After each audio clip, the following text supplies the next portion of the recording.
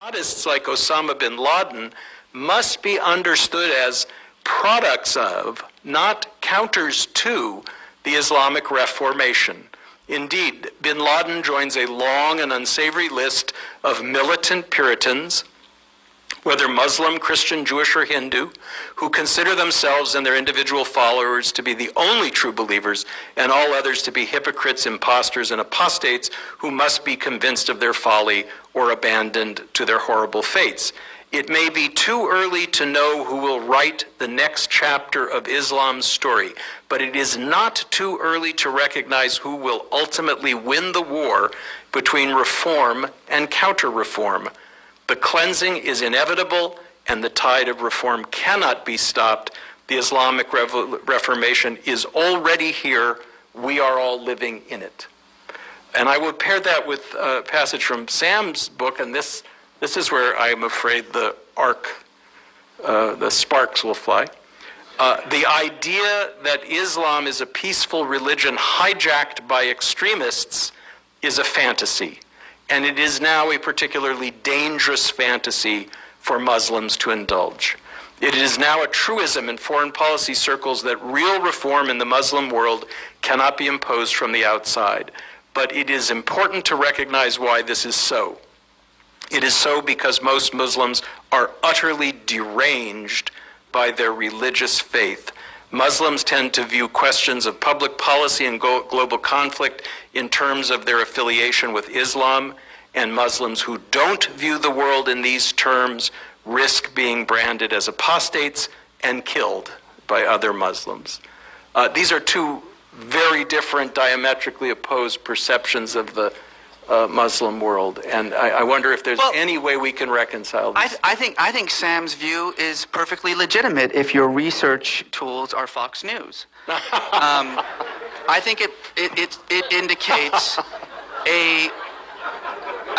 I mean that seriously. I think it indicates a profoundly unsophisticated view, not just of Islamic history and the social and cultural issues that are taking place within Islam, but I think it indicates a profoundly unsophisticated view of what religion is, period.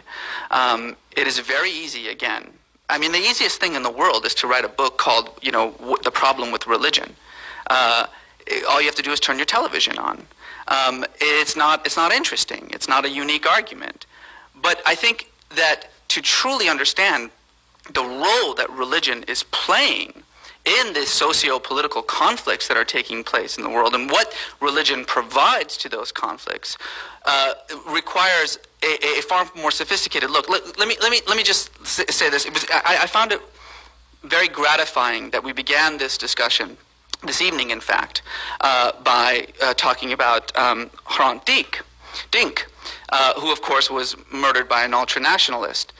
Had Hrant Dink been murdered by an Islamist, of course, we would have begun by saying, aha, yet another example of the problem with Islam. Indeed, the problem with religion, as Sam's book and The End of Faith talks about. If religion is causing people to kill other people, then the problem is religion. Well, by that logic, then, the murder of Hrant Dink should be blamed on nationalism. Indeed, the sort of the most wicked acts of the 20th century are all a result not of religious ideologies, but essentially secular ideologies. We would have to blame nationalism for the fascist regimes of the 20th century. We would have to blame socialism for the Nazis. We would have to blame secularism for Mao's Cultural Revolution, which of course exterminated almost every last Buddhist monk and nun. We would have to blame communism for Stalinism. And for that matter, we would have to blame science for whatever horrors were created in its names, for Hitler's eugenics experience. Now, of course, Sam will say, but that's not true. Those are bastardizations of science. They're a betrayal of the ideals of science. It's what happens when science becomes ideologized or dogmatized. Well, fine, I totally agree with that. But if you're going to excuse these other ideologies, if you're going to not blame them for the horrors committed in their names, when it's very easy to understand how nationalism can result in the murder of someone like a Turkish Armenian in Turkey, then you have to be a little bit more sophisticated about a knee-jerk blame of religion for whatever acts of violence are caused in the name of religion. We have a tendency in these kinds of comparisons to essentially compare the best ideals of one thing, say science, with the worst ideals of another thing, religion. Bad science is still science, just as bad religion is still religion. So I think that that those kinds of sort of false connections, the comparison of sort of the legacy of one ideology with the legacy of another one, I think there has to be a little bit more sophistication in the ways that we make that kind of comparison. Well, let me see if I can clarify my view here, because I actually don't think you and I are as far apart on this particular issue as it seems. I think what is interesting about my criticism of religion is not that you can turn on the television on really any channel, not just Fox, and see that some significant subset of the Muslim world is motivated on the basis of their theology to behave in ways that would otherwise be unthinkable. It takes some ideas to get someone who has economic opportunity, who has the benefit of an education, who has not been molested by occupying powers, and get him to think that the best use of his time is to hijack a plane and hit the wall at 400 miles an hour.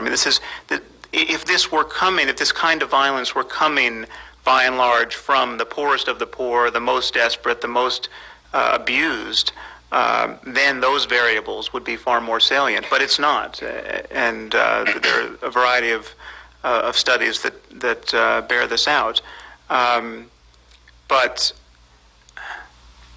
what is interesting to me is the way in which your sophistication, your willingness to have a conception of religion and a conception of faith that is almost infinitely elastic, that is compatible with kind of any mode of discourse, a conception which never allows us to call a spade, is giving shelter to this kind of religious literalism. I have never for a moment believed, and I have never argued, that all bad things, all conflict, comes out of religion.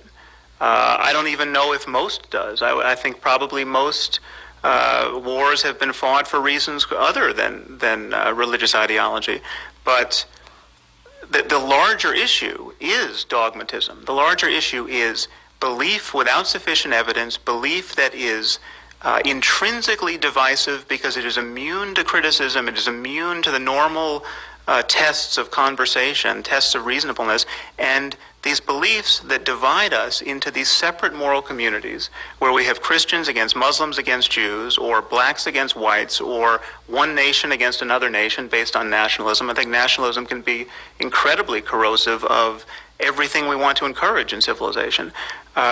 Dogmatism and ideology immune to criticism is a problem. The problem, however, is that only in religion do we put a veneer of sanctity over dogmatism and call it faith, and once called faith, it becomes a apparently necessary and redeeming and precious part of the human experience. I don't think it is, and I think we can have our ethics and have our spiritual experience, indeed even become mystics, without ever presupposing anything on insufficient evidence and without ever lying to ourselves and other human beings about what we know to be true. Sam, I want to hold you to a close scrutiny of this phrase, which I think is a real shocker, and you must have intended it to be a shocker. Most Muslims are utterly deranged by their religious faith. I've even heard you back off a little bit now. You went from most to some